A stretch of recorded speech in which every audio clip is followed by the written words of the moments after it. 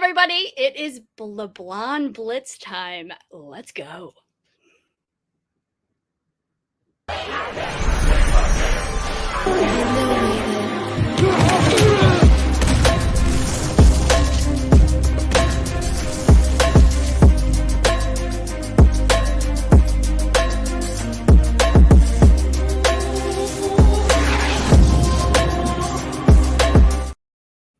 Hello, everyone, and welcome to season 2 of the Blonde Blitz. I am your host, Deb Whitcas.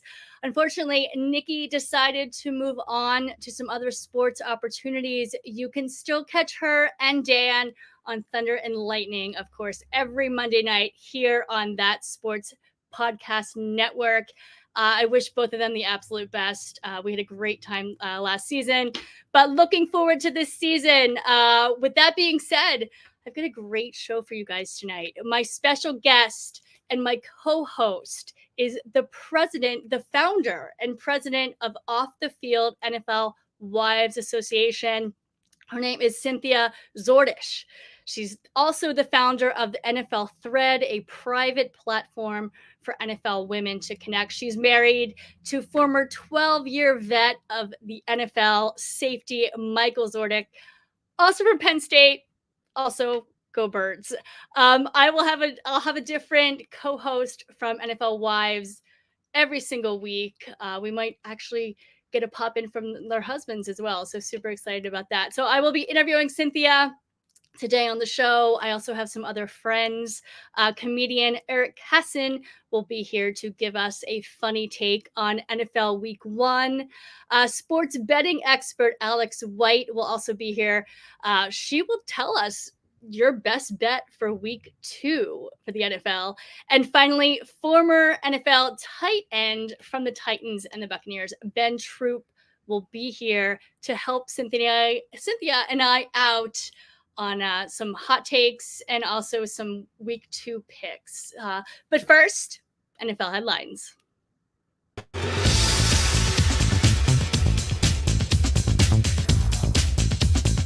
Week 1 certainly had its fair shares of ups and downs, but I'm sure you will all agree it definitely did not disappoint. For the first time in 45 years, 3 teams trailed by 14 points and came back to win. Chicago trailed by 17, Buffalo 14, and Miami 14. This season tied the 1960 and 79 seasons for kickoff weekend in NFL history. 9 games were decided by 1 score or less, and 10 games were within 1 score in the fourth quarter. 6 teams that missed the postseason in 2023 won in Week 1. Those are Chicago, the LA Chargers, Minnesota, New England, New Orleans, and Seattle.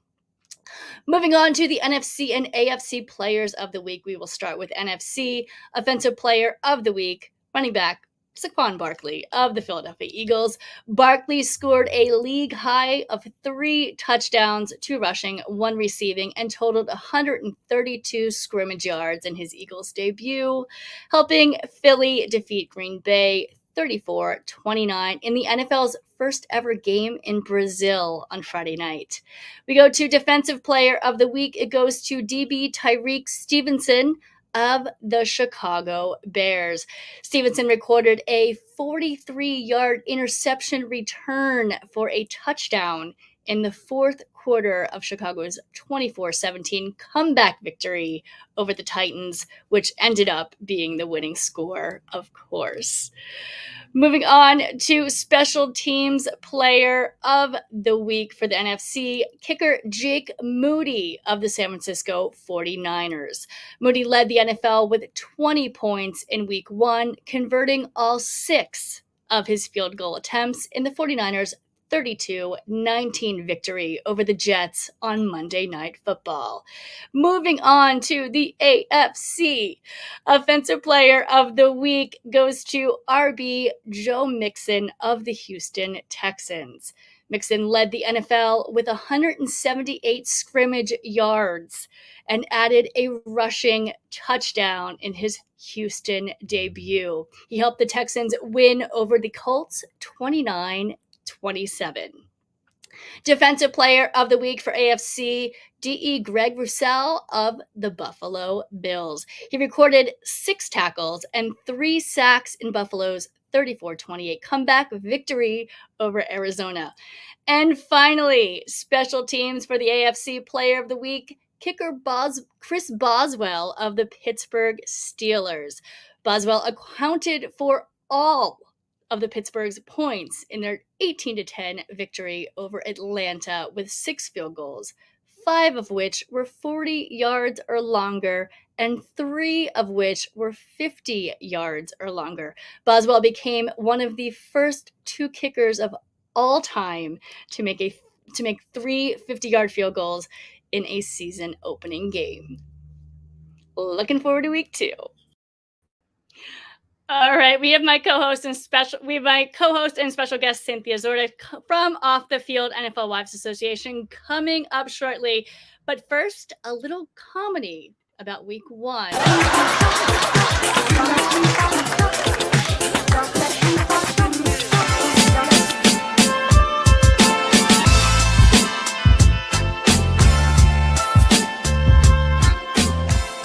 Well, thanks a lot, Deb. I'm Eric Casson here from New York Minute Podcast. That's NEWYRKMIN on Instagram. Here with the New York Football Report, and it's going to be ugly. A Sam Darnold-led Vikings whitewashes the Giants in their own stadium by 20 points this weekend. I'll tell you this, Danny Dimes, Tony Cutlets, Joey Calzone, whoever the Giants put in at quarterback, it's not going to make a difference with that offensive line. And where was the defense over the weekend? I'll tell you this, Dable is hitching his wagon to Daniel Jones, and that bad boy is sinking. Well, talking about teams that usually never live up to expectations, my team, the New York Jets, just end the season. We got a 41-year-old quarterback that looks like the Tin Man on the heels of an Achilles injury. Where was this world-class defense I was hearing all about? Listen, I will tell you this. If you're a football fan in New York this year, just remember, the beatings will continue until morale improves, baby, because it's going to be a long season. It's going to be another long season of the Jets. God damn it, the Jets suck again. But what if I told you I have something to help you out? It's called Hybertol. Maybe something that you could take in week 1 and sleep through the whole season so you don't have to live through terrible, crazy football. And remember, guys, you can catch me here every week on the Blonde Blitz. Hope you enjoy the video. Football season is the best time of year. Until it's over. Now it's back to spending quality time with the family, and God knows you dread that. Now that football's over, babe, we can go to Madison's Communion with the whole fam. Oh, and you can sit with me for mani-pedi, and we have brunch with my cousin's best friend and her kids. And we can try pottery like in Ghost and go to a lavender farm. Oh, can you grab my purse, babe? Don't take your own life, just take Hybertol. In a new, easy-to-drink, 3-gallon dose, it will knock you out from the Lombardi lift to the kickoff of next year. Side effects may include unemployment, divorce, bed sores, shingles, measles, mumps, polio, Ebola, hay fever, typhoid, smallpox, big pox, blue pox, chicken pox, black plague, scurvy, and Richard Dreyfuss syndrome. Thanks, Hybertol. Hybertol. Fast forward through life's off-season. This just in, shares about 102. All right, just a little bit of something there from Eric Casson to lighten up the mood a little bit. So now it's time for my special guest, my co-host, Cynthia Zordish, founder and president of Off the Field NFL Wives Association and founder of NFL Thread. Cynthia, where you at? Am I in? There you are. Yay! Cynthia's here. Welcome to the Blonde Blitz. Thank you so much. It's so nice to be here. I want to make sure that it's clear that although I am so proud to be the president of Off the Field NFL Wives, I'm certainly not the founder in that it's over 23 years old, and Sharice Brown, Ramonda Jordan, and Ashley Brown are the founders, and they Okay. have done such a fantastic job of carrying on the torch and keeping everything moving in such a growing direction with off the field. So I'm very proud to be the president, and so I just want to make sure that clear and give kudos to them. But thank you for having me. Absolutely. And I Mhm. met Charisse and Yolanda the during Super Bowl. They were amazing. I got to work with them both, and they're both amazing women. Got was very lucky to spend time with them. So let's talk about off the field. As the president, tell me, what is the organization? So really and truly, it's made up of a group of dynamic NFL women. It's spouses and wives of NFL players, and that could be former or current. And really, it's about going out into the community, impacting the communities, and serving each other, like offering resources to each other, the opportunity to connect and grow and elevate each other. And that's what we've been doing. A lot of people, of course, know about our fashion show that we do each year at the Super Bowl, It's a and we great do just, it's such an incredible fundraiser, and it's such a great time. And for instance, our last Super Bowl, we always pick a charity, and we there's so many amazing charities that we actually have to go through a voting situation to figure out who we are going to give to. This past year, the Blitnikoff Foundation was our charitable Mhm. organization, and that had NFL ties with Fred and Angela. And what they do is just incredible. So we work like we're workhorses there, but it's also still so much fun. And I think that we just really and truly, not only us as a board, not only the members, but just all of the NFL family that take part in this fashion show, and then the community and the sponsors. So it's just incredible, and we're excited to get to New Orleans. And have you guys already started developing, this year's fashion show as well? Yes, absolutely. We've already formed our committees. Now we're already looking at all the different charitable opportunities there in New Orleans. We actually went to New Orleans earlier in the year for our conference, and that was so fantastic because we got to really know the city and the individuals in the city and got to meet them. So we're already we stayed at the Four Seasons. It was just, first of all, it was so much fun. We had a pink pajama party. We were we had I great saw it on speakers. Facebook. It Yeah, looks we fun. really, yeah, it was a nice getaway. I wore a pink wig with my pink pajamas. It was really fun. So, but we also got to plan for Super Bowl, and we're so excited to get there. What is it like being, a part of this organization? Like, what would you compare it to? Well, it's funny. It's like I would compare it to probably what my husband misses most about not being, in, a player in the game. Of course, he's still coaching, so he still gets to Mhm. be in the locker room. He still gets to be in the room. He still has that adrenaline. But for a lot of the guys, they don't stay in the game, and that's what they think they miss most is that you hear about that all the time, the camaraderie in the locker room, the getting to be with your players, that routine. For me, I later on this evening, as a matter of fact, we have our board call. I witness grace every month on our calls. Every time we're together, I learn so much from these girls. It is truly a family, but it's everything that we do for off the field and everything that we do in our lives. We're there for each other, and that is extended to our members as well. And I feel like everything that our members do, it's family, and I do love that. And I love that you just said family, because I actually, during Super Bowl, went around and asked all of the players, what does football is family mean to you? I was going to ask this question last, but since we're here, I'll ask it almost first. What does that quote mean to you? And some of the answers I got were amazing. So Yeah, it is incredible. Well, it's the premise of every single thing that I do and everything that I've done, even since my husband played. For me, it's like we are looking out for each other. For me personally, I always want to help NFL families grow as individuals. So ever since my husband was playing, the first thing I got to do was I was a sideline photographer for the Eagles. Got me on the sideline. I was taking so many great opportunities to get portraits of the players, and then able to print them, have them sign them on Tuesdays. And then we were able to put them in the auctions for Eagles Flag for Leukemia and the Cystic Fibrosis Foundation. So I was always kind of like wanting to dive into the players outside of the game, and early on, my first project was like, well, what's going to be like when we're not here? We need to warn other people. They need to know what it's going to be like. And that's when I did When the Clock Runs Out, where I interviewed so many players that had left the game so that I could help families stay together when that time came, because it seemed like in transition, so many families, NFL families, were falling apart because they just didn't understand the magnitude of transition. They weren't prepared for transition and leaving the game. And so everything that I've done, from that to Thread to the playbook to off the field, it's really all about that. It's like, how can I help this NFL family of mine be the best that they can be outside of the game? How can I help them grow and stay together and help each other grow and elevate each other? Awesome. And you mentioned being the co-author of When the Clock Runs Out. What gave you the idea to do that book? It was really, I was living, it was our life. My husband's teammate, Andy Harmon, had just been released. And, he's our group. Like, we had a wonderful group between, Rhett and Julie Hall and Kevin Turner and Joyce Turner and Andy and Christy Harmon.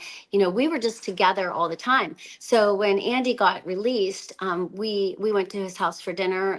Christy had us over, and we were talking about everything but football. Like, nobody brought up the game. And the guys were preparing for a game that weekend. It was right in the middle of the season. So I was like, Michael, we didn't talk about the game at all. It was like Andy never played the game. And he's like, yeah, babe, that's just what we do. Like, we're not going to do it. We're not going to talk about the game, and we're not going to talk about like him not playing the game.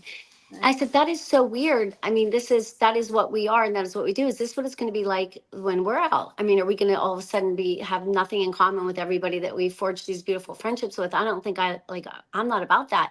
Like, this isn't good. And I said, I want to really find out what we're in for, because Michael was going into his 11th year. He was ready to kill me. He's like, he had no intention of being done. And here's me researching being done. Like, because No. I was like, I want No. yeah, yeah. I'm like, I want to know what it's like, and he said, When the Clock Runs Out. And I was like, yes, that's exactly what I want to do. So I want to find out. So my husband's agent, Jimmy Solano, knew Bill Lyon very well from Philly. And he was just the most incredible sports writer ever, and iconic, out of Philadelphia. And so he teamed us up, and I was like, I'll get the guys, I'll set up the interviews, I'll speak to the wives, I'll go out and photograph everybody. And if you could do all the interviews and write the stories, we can get this collaboration. It'll almost be like a manual. Like, what better way to learn from each other than by storytelling, right? Right. So we did it. I had Ronnie Lott, Hollywood Henderson, Rocky Blyer, Mike Ditka, Dan Reeves. Yeah, just like incredible, Bill Fralick, Ron Wolfley, all their stories. I picked them based on what they went through. And each of them had like a fall and then a resurgence, so it was like the hardship and the triumph of letting go of the game. And all of their wives gave me so much great advice that, not lying to you, it could have been worse. My book came out. Michael did not get picked up by the Eagles, and he was done. And they actually they're so sweet. They wanted to have a retirement party for him. They wanted to do the whole thing on the field, the whole motorcycle, everything. And he's like, I'm not retiring. I'm not done. I'm still playing. And he was 36 years old. And I was just like, we were really good friends now. The Lauries were so young, when they had become owners when we were in Philly. So I think Jeffrey was 42 years old. So we knew them. So I'm like, ow, he's not done, And so for my book signing, the reporters came and nobody wanted to talk to me about my book. They all had the mic in front of Michael's face going, you're living your wife's book. How do you feel about that? And he's like, I'm going to kill her. By the way, I'm a huge Eagles fan right here. Yay, I love the Eagles. I love the Eagles. Yes. The Birds. I just love them so much. Yeah, indeed. So the book helped me, though, because when Michael was out, he was pretty angry. He was doing everything to get back in. He was teaching himself to play the piano. I was working on, that's when your work really begins when you do a book, is after the book is done. I was really working on promoting the book and marketing the book. And he was just really, really angry. But I was like, you know what?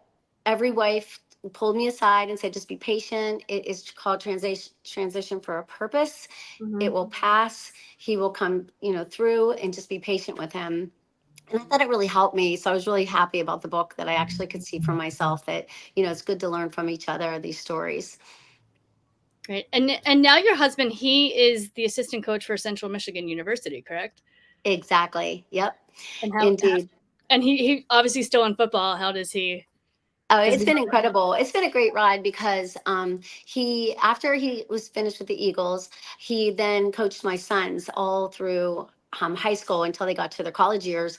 And they went to I think it was like 6 state champions, not because of my husband alone. My goodness, you wouldn't believe the staff we had here at Cardinal Mooney in Youngstown, Ohio. Youngstown's crazy with coaches. We have Bo Pelini, we have the Stoops brothers, we have incredible coaches. And my husband was with Cardinal Mooney with all these great coaches. In fact, one of the Stoops brothers was one of the coaches, Ronnie. We won so many state championships. He had a blast. And then as soon as they were done, Jimmy Johnson, who was one of Michael's coaches, called and brought him to Philadelphia. So he coached in Philly for 5 seasons with the Eagles. So we were back in Philly, which was so great. At the same time, my boys were playing. My son Michael was at Penn State. My son Alex was at the University at Buffalo. So we were just I was just on this trifecta of just going to all these crazy games. And then he left the Eagles when Andy left and went over to Kansas City, which has been insane and awesome. And then he went to the University of Michigan with Coach Harbaugh. We were there for we were there for 6 seasons. And then he just went with Mac to Central Michigan. So it's been a really fun football ride for us. Awesome. And you're also the founder of NFL Thread. Tell me about that. Right. Thread is pretty much like the LinkedIn for NFL women. And it's really where are you? What are you doing? How can I find you to either work with you, get to know you, just kind of how can we help promote each other? And that stemmed from a really exciting situation in that I was with Troy Vincent, which he's another Eagle. I love saying all these Eagles things. Bringing me back. Yeah. I love it. Yeah, he's just incredible. Everything that I do, he is just he's so supportive, and he's so supportive of NFL women. And when when my son Michael Vincent went to the Panthers, he got a pamphlet that was incredible. It was called Q5, and it was everything he needed to know. But it was in the back of his truck. I was cleaning out his truck, and it was just thrown back there. And I said, Michael, did you see this? This is incredible. All of these resources and all this information. And he was like, yeah, no, no, of all the things I did not look at that, And so I was like, this is crazy. You really need to be a part of this. But I feel personally that when it comes to stuff like that, the women are really going to really look into it, research it, and put it in front of them, put under their nose, get them to get involved in things like boot camps and and everything that they have to offer. There's so much that they offer NFL players now to prepare them early on for life after, so I was talking to Troy, and I was like, Troy, listen, this thing that Michael Vincent got, this is so great, but I feel like it needs to get to the women. If you get it to the women too, the moms will get the information, the spouses will get the wives will get them the information. And he's like, this is crazy because I just started the Women's Resource Initiative. Do you want to jump in? And so I was like, absolutely. So I started writing for the Women's Resource Initiative that Troy founded. And then when he went on to operations, it kind of got shelved for a bit. And I was like, but still, we need to reach out to women. So I founded Thread so that I could continue on with that mission to find the NFL women, to get them the resources in their hands, not only for the players, but for themselves. A lot of these opportunities are for the women too. And it's been so much fun. And that's how I actually met off the field, because I was reaching out to Erica Laster, who was the president at the time, to say, hey, I want to help promote what you're doing. Not a lot of people know about off the field. Let's let more know about it. I can help you through Thread. And we started to kind of collaborate. So it's been that was the number one thing I felt that I could bring to off the field, was a way to introduce women that didn't know about it to this awesome organization, and all organizations really. How difficult is it to be an NFL wife? Because I know on the outside, I think people see like all the glitz and glamour and whatnot, but I don't think people realize how tough it is to, players get traded and you have to pick up and move, and all of a sudden you're in a different city, you don't know anybody. Give me a little insight on that. Well, they're individuals and they're family people first. Yeah, So in exactly. a lot of cases, especially today, I think with social media, you've got to be really thick-skinned and you've got to separate the noise of opinion from the reality, of Mhm. the game and of your life. So like probably the best thing is to not pay attention to any of that and just to kind of live your life. Because I think that, people don't realize a lot of times that when they are so glad that a player gets cut because they didn't like them, that their whole family is uprooted, and probably that player just got on a plane and is heading to that new city and it has a new playbook in front of him. Yep. It's Sorry about hard. that. Sorry. You okay? Hey, get over here. And the kids are staying back at school, and now the wife has to pack everything up. Yeah. She's got to find where they're going to live, start all over again. They don't realize that, but the NFL women do, and the NFL family does. So we just kind of are thick-skinned, strong, resilient, and we just do what we have to do because it's a part of the game. Absolutely. You're also the editor of The Playbook. It's an annual magazine created for and distributed to current and former NFL players. Tell me what's included in that. I love that you're such a writer and such a creator. This is Yeah, I do. I love the playbook is my baby. And it's funny because right after when the clock runs out, I wanted to start the playbook immediately. And I was like, this will be so important because yes, there are resources, but there's nothing better than a player telling his story about participating in that resource, or a player's wife talking about their experience in participating in that resource. So like say, for instance, it was the tuition reimbursement, fund. So you have that, but what about a story about a player who actually got his master's and took advantage of the tuition reimbursement? And let's see what he's doing today and let's see how that helped him. So I wanted to do that when when the clock runs out. I ran into this guy and he was an agent and I was telling him all about it. And he said, Cindy, why don't you just go home and raise your kids? So I was like, oh my gosh, that's so rude. You just said that to me. Like, I can't believe you just said that to me. right. And, but I actually thought about it after he said it. And I was like, I just did when the clock runs out. My kids were at this awesome age. They're doing so many great things. And I was like, I'm going to shelve this and I'm going to like do other things that don't take me so much out of the loop at home. And I did that. And so I'm really proud of it and I only tell that story because it's okay to make a family decision, and it's also okay to shelf a really great idea, and it will come back to you when it's the right time. Mhm. And Timing and is I everything. yeah, so, and it is important to me. It is my baby. It is the playbook. It is a life-size magazine, and it is full of stories of NFL spouses and players and the things that they are doing on the off season. So it's kind of like your off season playbook. So it's like, what can you do to invest in yourself during the off season? Well, here's what 25 other people are doing that you can read their stories, and maybe that will trigger something inside of you like, I want to do that. And so you can call that person and say, hey, can I talk to you more about your business you started, your nonprofit you started? Can I talk to you about that job shadow experience? Can I talk to you about broadcast boot camp? Can you tell me like what I can do? So doing these stories, it's printed annually. It's distributed through NFL Player Engagement to all current NFL players. And it's also available as a digital. And like I went and got so look what I got. You're going to love this. Go Even ahead. though, so this was Life magazine. There's Joe Namath, right? Love it. Oh my Right? goodness. Right? And then this is the playbook, Wow. Oh wow. Oh my right? God, that's amazing. And then last year, this was volume 5. I had the honor, the absolute honor, thanks to Dana Harris for connecting me to Franco to do an interview with Franco and to write Franco's story about really transition, about, really moving on to the next thing. And his advice to players, this was called the pivot issue.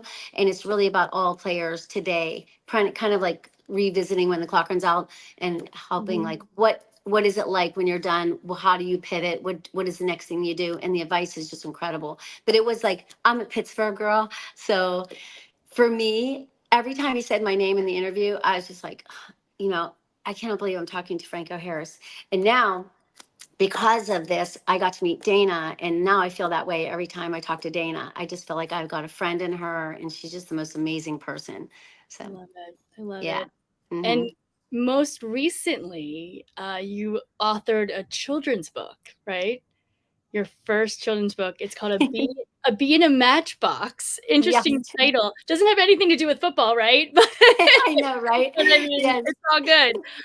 It's a true story of an unlikely friendship that unfolded right before your eyes. It teaches valuable lessons about acceptance and love, which you could bring into the football equation. But tell me about the book.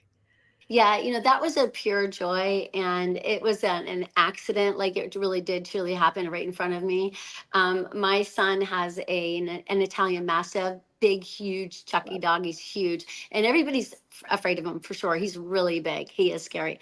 And the one day I was sitting in the rocking chair right in front of the big windows, and this bee was coming in, and it was coming in through the vent. And so I noticed that Chucky started playing with this bee, and I was laughing. So my son was home, and I'm like, Alex, get a load of Chucky, look at him playing with this bee. Well, then all of a sudden his big paw caught the bee, and it was like twirling down. It's like Oh so no. sad. And Chucky was kind of like looking at it and everything, and I screamed for Alex. I'm like, Alex, the bee, the bee. So my son runs in, and he takes the matches off the coffee table and throws them, and then he scoops his bee up. And I was like, oh my God, look how precious that is. It's like a little bed, right? So I went on, and I'm searching, how do you save a bee? And so it's Oh like my water, goodness. Lucky didn't get honey, and a stung. flower to save Right. a bee. And we're like nursing Aw. this bee. So I've we done it, set to it be there, honest. and it was just so cute. It Yeah. was ridiculous. So it sat there for a little bit, a couple hours, and then all of a sudden we went to check it out, and it was gone. Oh wow. So, the next morning I went to go work, and I just kind of was like, that was just so cute what happened last night. So I had to write it down in story form. And in the end, I don't know, it took 10 minutes. I swear it was like 10 minutes, and I wrote it down, and I was like, oh my goodness, this is such an important story, an important message, Mhm. because really it was like, the way the story unfolded was, stay away from bees, they'll sting you. And the message for the bee was, stay away from dogs, they'll bite you. And they're like, this is so sad, because during the time that the bee was recuperating, I had Chucky there, and they were talking, about each other's lives, and they were getting to know each other. And the bee sentiment was, all this time I could have been playing with him and riding on his back, but I was taught to be afraid of dogs. And the dog was thinking, all this time that I could have been like, this could have been my buddy, but I was taught to be afraid of bees. And I just thought it was just a really sweet lesson for children. Mhm. And it has been the most beautiful experience, because my favorite thing is going into the schools. We bring Chucky. We Aw. give away all these little bees, and we present them in this matchbox, and we just give them to the teacher, and the teacher hands out all these little bees. And so we read the story, and then we do this question afterwards, and we just talk about, usually it starts off with how afraid they were of bees, and how scared, and Mhm. situations they had with bees. And then they talk about how many times a dog almost bit them, and they just talk about this fear. And then it was like, how many of you kids met somebody here in school that you never thought would be your best friend ever in a whole, and they all start laughing, and they raise their hands, and they're pointing at each other, and then I have them talk about who their best friends are, and why they might have thought that they wouldn't be their best friend, and why they are their best friend now. So it ends up being this great conversation about unlikely friendships, and really getting to know each other first before Mhm. deciding that somebody is either scary or not scary, good or bad, a friend or not a friend. And it's been wonderful. It's been so much fun. I love it. I love it. Can you equate anything from the book to football at all? Any Well, lessons? definitely. I mean, for the NFL wives especially, I can say, that when you're a young rookie wife, usually you're the girlfriend. So you're not even the wife. And so you come in and you see these women, and you automatically, no matter who you are, no matter what you look like, you automatically assume that they are here and you are not. You just think, you don't realize that an NFL wife is just a woman who fell in love with somebody that plays the game. There's not a prototype. It's just a person who happened to fall in love with somebody who's playing the game. So when I talk to NFL wives, if you could talk to your younger self, what would you say? It's like, just go up and say hello. Everybody is kind. Nobody is feeling that you don't belong. Don't be shy. Go up and say, hey, can you help me out? I'm new here. I'm just like coming in from school. I'm just here like on break. I'm in the middle of school still, because that happens a lot too. So yes, that is the same situation. Like when you come into a new team, when you come into like your rookie season, don't be afraid. They're just a bunch of awesome girls who were once just in the spot that you're in, and don't be afraid to just smile and say hi. Awesome. Thank you so much, Cynthia. Where can everyone buy your book, first of all? And then I want you to give out your socials as well. Oh, thank you so much. Yeah, everything that I do, and even leading to off the field as well, but I will give you off the fields information. But everything that I do is on nflthread.com. So from there, you can find the playbook.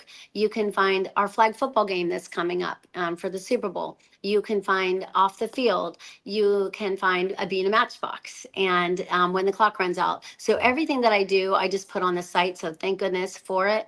And then off the field is offthefieldnflwa.org. And so if anybody's interested in joining, you can join right from the site. If anybody's interested in the fashion show, follow Off the Field NFL Wives Association on Instagram. Me, I'm NFL Thread on Instagram.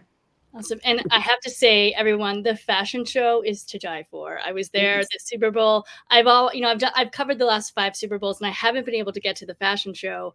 And this season, I finally could. And I was there on the red carpet interviewing everybody, and also watched the show, and I was just blown away. So everyone needs to go to that event, and it's also for charity.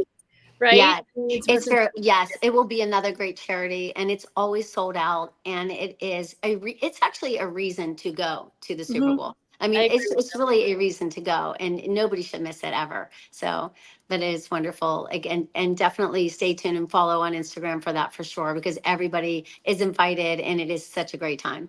Awesome. Well, Cynthia, thank you so much for joining me today on the Blonde Blitz. I appreciate you so much. Thank you so much. Of course. We're going to now transition to, let's talk some football about week 2. I'm going to transition to sports betting analyst Alex White. She's coming to us from the Sportsbook TV studio from South Point Casino in Las Vegas, where Super Bowl was last year. Alex, where should everybody put their money this week? Let me know.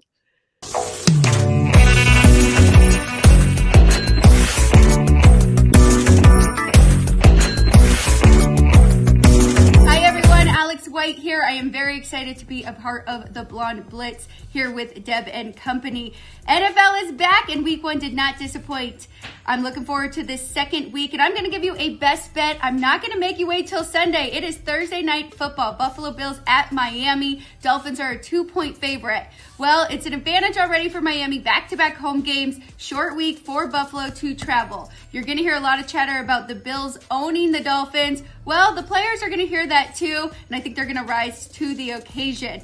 Buffalo is coming off a shootout against the Cardinals, and I promise you, Miami's defense is a lot better than Arizona's.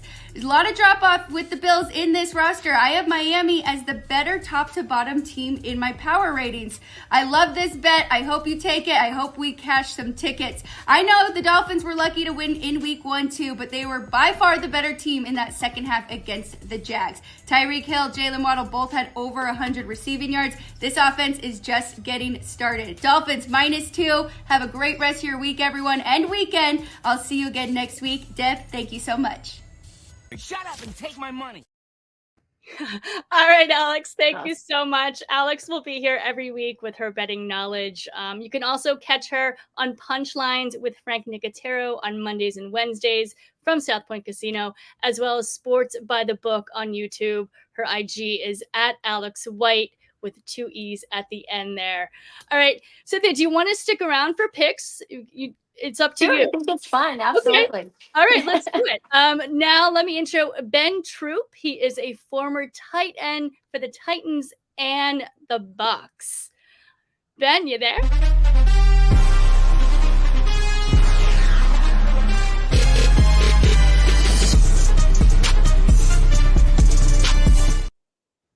Hello, Ben. How are you? How you doing? I am here. I'm like, Cynthia, meet Ben. Ben, meet Cynthia. Nice to meet you. Love the storyteller, man. I can sit here and just listen to the stories all day. I appreciate it. Of course. No, she did such a great job. So let's go to we got through week 1. Let's get to week 2. We've got tomorrow night the Bills at the Dolphins. Ben, what are you thinking? I mean, I just heard the analytics talking about, you shouldn't go with the Dolphins. I mean, you should go with the Dolphins because they hearing how the Bills have owned them. But last time I checked, the guy that's owned them has been Josh Allen. Who's the quarterback for the Bills? Yep. Josh Allen. And the guy who hasn't had success against them has been Tua. Now, I get it.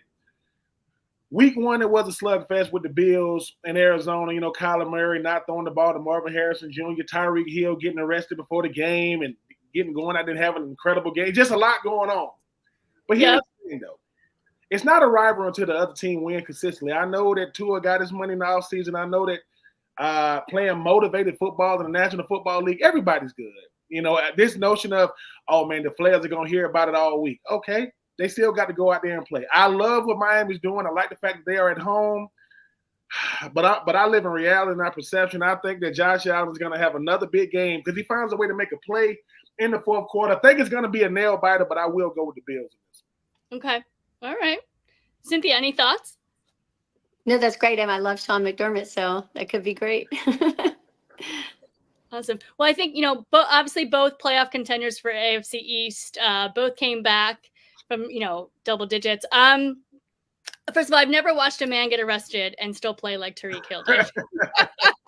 I mean, I also watched the Bills, struggle against Arizona. You know what I mean? So I think the Dolphins are a better team, but historically, they struggle to defend Josh Allen, like you said, Ben. And Buffalo has won 11 of the 12 their last matchups. So I am gonna go Miami. I'm gonna go Miami 24, Bills 21. So I like you have spoken. I mean, listen, I just want a good game, and hopefully Tyreek, he'll drive a car that's not as fast. He'll drive the speed limit, and he'll just get to go into the stadium. He's gonna have every Miami-Dade County police officer on high alert, saying, "Listen, look for an all-black Lamborghini traveling at high speeds." So, was that just wild though? I have him on my fantasy league, right? And I was like, "There's no, the Dolphins are gonna win. We'll be fine. I'll be fine." And then all of a sudden I heard he got arrested. And I was like, wait, what? Is he playing? Is he not? Like, was that not the most wild story coming out of week 1? And that's what fantasy will do. Deb hears, wait a minute, Tyreek Hill, what? He got arrested? So he's not playing? He's going to play. Oh, okay. Well, it's not a big deal. It happens. But all right, moving on to Bengals versus the Chiefs Sunday at 4:25 p.m. Ben, what do you have for this one? This game is going to be a little bit different. The thing about Patrick Mahomes, people say, does Superman have a kryptonite? Lamar Jackson can't beat him, right? Josh Allen can't beat him. But there's a guy who just dyed his hair. His name is Joe Burrow. I mean, Joe Cool, as they call him. Now he did. I don't know who that was week 1. We're gonna just throw away week 1. I don't know. Maybe he told Gerard Mayo, look, man, it's your first time coaching. Replacing Bill Belichick. We're gonna give you an ugly win. But Joe Burrow plays with a chip on his shoulder. He plays with a lot of ego. And the Cincinnati Bengals, I mean, why they wasted that orange on orange, that was really, really nice. They wasted that uniform combination. I just think that it's week 2. Kansas City did not look good in their win against Baltimore. They won, but it wasn't. You don't think so? No, because here's the thing. Here's the thing. I don't want you to win because a guy got his foot on the line, and you won because it was like, oh man, right? If he hit it wasn't even a whole foot; it was just a toe. A toe. I mean, I don't know what size shoe Isaiah likely wears, but I wish he wore half a size smaller. We're going into overtime, but he hit Zay Flowers before that. and the game goes in overtime. I just think that market correction games happen, even if it's the second game of the season. I'm going to go with Cincinnati because I like chaos, Deb. Not that Cincinnati is in no way, shape, or form better. No. Right? Kansas City. Not on offense, not on defense, not on special teams. And that's why I'm going to pick them. Kansas City has proven this. Look, we ain't trying to go 16-0. We're trying to be healthy when we get to the end of the season, have a good record, go to the playoffs, and beat everybody. But week 2, because I want controversy, because I want people to know that Superman, meaning number 15 for Kansas City, he can be beat. And the only one that has beaten him, not and convincingly, is Joe Burrow. Now, I don't know if Joe Burrow is gonna, go back to his regular hairstyle. I don't like the peroxide, Joe Burrow. I don't love it. Good, but not on everybody. Blonde ain't for everybody, Deb. It is not. I mean, I'm all for blonde. Don't get me wrong. Nothing wrong with blonde, but at the end of the day, I want you to be blonde for more than a year. Like, how long have you been blonde, Joe? Since the off season. No, go back to your regular hair color. Maybe you bring back some of your superpower. Give me Cincinnati. Oh man, 27, 20, 24, nail biter. But give me those Bengals from Cincinnati this weekend. All right. Well, I'm complete opposite of you. I have the Chiefs favored by 6. So, and everyone thinks they're favored as well. I think the Chiefs look good. I said, Ben, on your show last week that, I didn't think the Super Bowl slum was going to happen. It didn't. They came hot out of the gate. But I see your point. I mean, the score was, it was almost tied. If he would have caught if the toe would have been in, it would have went into overtime. But I feel like what we saw from Mahomes and Rice and Worthy last week, we didn't see that from Burrow and the Bengals. I mean, they lost to the Patriots. Granted, the Patriots I think look much better than anyone expected them to, for sure. And I think they're going to have a way better season than anybody anticipated. But I mean, I just don't see the Bengals. I don't know. I just don't see them. Listen, it's chaos. I just want chaos. I mean, Kansas City is a much better team. I like chaos because I'm not a fantasy football owner, thank God. I don't got time to be waiting all up for the late games. I love my sleep, and I'm gonna do my best to get as much as I possibly can. So I'm not sitting up saying, "Hey man, I got DK Metcalf playing in the late game." No, I'm gonna let y'all handle the fantasy football leagues, but. Listen, in no way, shape, or form am I saying Cincinnati is better than Kansas City. I just like chaos. Just like New England ain't better than Cincinnati, but New England beat them. Yeah. I'm a Falcons fan, man. Yeah. I want to see good. I want to see good football. Yeah, come on. I get it. Cynthia, are you a chaos lover as well? What are your thoughts on this game? Yeah, I mean, so I'm all about like the people that I know. So of course, I love Andy Reid and Tammy. So I want them to always do great. And we have a local friend of my son's and one of the Cardinal Mooney players, Donald DeLisio, that's assistant DB coach. So I'm excited for him too. So I always want Donald DeLisio to win. So I can't help it. No, of course. Pick my friends. So I have the Chiefs winning this 31-20. So I don't have much faith in the Bengals at all, I guess, on this one. But, All right. Moving on to Monday Night Football, the Eagles versus the Falcons. So I'm Eagles. Ben is Falcons. Cynthia, your husband, obviously played and coached for the Eagles. So we'll go with you first on this one. What are your thoughts on this game? Yeah, Cynthia or me. Oh, Cynthia, but no, Ben, if you want to go, if whoever wants to. Listen, Cynthia's talking about a real football team, so I want to give her the floor. I'm a Falcons fan. I mean, what do I have to say outside of? Listen, my quarterback name is Kirk Cousins. Come on, man, stop it with the nonsense. Come on. That's beautiful. No, I think this is really fun for me, and anybody that knows me and if they would see me here would be cracking up right now. I want you to definitely get Katie Detmer on here, and okay. She loves to talk the game, and I have to connect you guys because I could see you two going at it, and she just knows everything about every team. But for me, of course, my sister lives in Morristown, New Jersey. They're diehard Eagles fans. I'm Cherry Hill. My family lives in Morristown too. Oh, That's crazy. really? Yeah. That's Mhm. crazy. Oh, Yep. we had a blast there. And so, yeah, I always want the Eagles to win. I love everybody in the organization. So, absolutely, I hope the Eagles do really well. Awesome.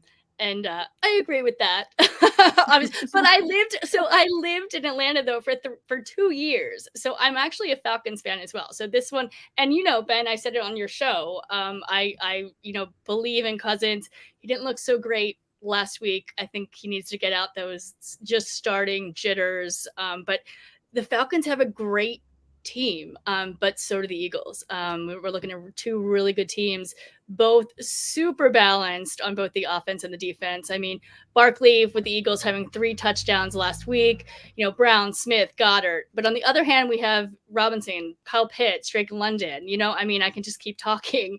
I think both of these teams struggled a little bit in both of the openers. Cousins, like I said, hey, he had two turnovers. Hurts had 1, but I think the link is going to be on fire on Monday night. It's the first home game for the Eagles, and I think it'll be a great game. The Eagles are favored by 6.5 over ATL. I think I would never have said this unless I watched the game last week, but I think it's going to be a little bit higher than that. But I do think Atlanta plays a better game than they did last week, and I think they're going to try to keep it close. So I'm going Eagles 27, Atlanta 19. That's being generous. I appreciate your generosity saying 27-19. I really, really do. Saquon Barkley is a different type of human being, and he showed it in week 1, right? And this is on a bad surface, by the way. The Eagles, they're on a bad surface. They're still finding a way to get it done. What makes the Eagles dangerous is it's not Saquon Barkley. It's not Jalen Hurts. It's A.J. Brown. A.J. Brown could take a hitch 70, 80. I don't know how these DBs won't double him. But I think the thing about the Eagles defense that I'm looking forward to seeing is they're going to have a plan for Bijan Robinson. They're going to make Atlanta one-dimensional. They're going to make Kirk Cousins beat them through the air. And Kirk Cousins, like you said, he got Drake London, right? He got Ray McLeod. He got Kyle Pitts. But he got to get the ball to him consistently. Eagles are a different team at home. The Eagles going to respect Atlanta, but they're saying, sorry, Atlanta, man. We got postseason dreams on our mind. And while Atlanta made great additions in the offseason, not like the Eagles did. The Eagles, wherever they had problems, the biggest offseason pickup, not named Derrick Henry, was Saquon Barkley. Mm-hmm. I mean, at the end of the day, the New York Football Giants said Daniel Jones or Saquon. They picked Daniel Jones. They're regretting that right now. Saquon Barkley, to me, I think is a generational talent.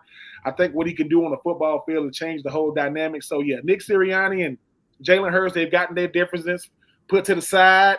And as long as Jalen Hurts don't turn the football over and the defense plays halfway, complimentary defense, it's going to be a long night for Atlanta because they're trying to find their identity going against a team that has an identity. That's always dangerous to me in the National Football League. Give me the Eagles. I mean, I'm talking about 35-17. I think it's going to be over well into the third quarter. But, I'm just looking forward to a good game. The whole world gets to watch my Falcons. I don't know what they're going to see. I hope the real Kirk Cousins shows up. Yeah, I just feel like he wasn't ready. Yeah. He was making a lot of pre-snap mistakes, like getting guys lined up. And it's good that he can still have pregame jitters and different things, but I don't think you're trying to get back to your winning ways against an Eagles team that's, hey, man, they coming for everybody, definitely in the NFC. But, Eagles in a big way. Like I said, I think it's going to be a runaway type game. And like I said, A.J. Brown hates nobody. He hates everybody that wears opposite jerseys. Everybody. Yeah, he does. Coaches, he's actually my favorite wide receiver in the league. He used to be a Tennessee Titan. And, we don't like good players in Tennessee either. We just trade them away. And they go and get $100 million and go to the Super Bowl. Things like that. Yeah. Well, and Ben, you brought up obviously Cousins. There's been a lot of talk of who should be benched after their performance as far as the QBs are concerned. Do you have any thoughts on that? I wanted to see, like Russell Wilson for Justin Fields. You know what I mean? Kirk Cousins for Penix. Go ahead. Because it's week 1, I think anybody that looked good in week 1 is because, they just had a good surrounding cast around them. I think sometimes it's good to show that you're human. And obviously when you're a professional athlete, no one wants to hear that human side of things, especially when you're making – people get to counting people's money. They gave him $180 million and he's doing this and doing that. Well, He's going up against professionals as well. The best team in football is Kansas City. One of the best coaches in football, if not the best, is Pittsburgh. They got an incredible culture up there. And I was just happy for Justin Fields being an Atlanta guy, being from Kennesaw and he grew up a Falcons fan. He get to play against the Falcons. So, I mean, he didn't have his best performance, but he had a great team effort. But I don't think you should bench anybody after week. If Deshaun Watson is playing in week 2, no one should get benched. And I love you, Deshaun. If Deshaun Watson is not getting benched, everybody should be fine because that's a lot of money to look like that. And Deshaun been in the league a long time. So I'm never ever in agreement with benching anybody. Okay. As a person that played in the NFL, Cynthia, your husband played. It is extremely hard to get out there. Yes. I mean, the hardest thing to do in football is to start. The second hardest thing to do is to stay there for a long period of time. So I'm never going to be a fan of benching guys, because I just sometimes, man, the other team just outplay you. Now, just kind of to piggyback off of that question, though, Fields obviously played for Wilson, right? Because he's injured. Do you think that Tomlin should just have him keep playing, or no?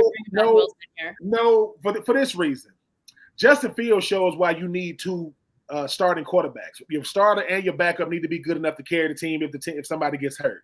Russell Wilson, I think, is better suited for this offense because Justin Fields need to see for a full season. Hey, man, you're the future, so you're not going anywhere. You're still under your rookie deal, and Russell Wilson is playing for his football future.